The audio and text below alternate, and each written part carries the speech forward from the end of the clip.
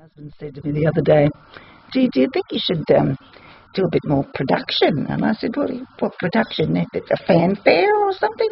What sort of production? I mean, really, do you want to attract more attention? I should probably wear a mask just to protect his identity and that of my family, although stirring the family has always been a bit of a pastime of mine. When the children were younger, I still call them kids. They're not kids, they're adults, of course, and not young adults at that. They're getting on. But anyway, I used to love going into the supermarket, and who loves going to the supermarket, especially with the young children who don't want to be there. And if they wandered off in the supermarket or in the one of the large shopping centres or whatever, I used to whistle them, and they would turn up really quickly. Not because they heard me calling, but because they say, well, we're not dogs, Mum, why are you whistling us? And I said, well, it works really quickly because you're so embarrassed and you want me to stop whistling, you get back here really quick. It's worth embarrassing your children sometimes.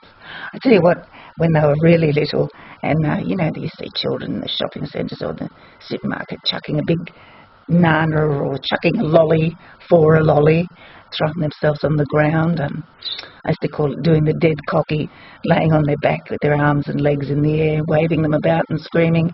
But if they ever did that to me, all I did was walk away and say nothing. I just walked away, and then I'd hide round the corner and keep an eye on them, of course. I wasn't that neglectful, but I'd just let them carry on like idiots and didn't embarrass me because I wasn't standing next to them. And then suddenly they'd look around and realise, oh, Mum's not even looking.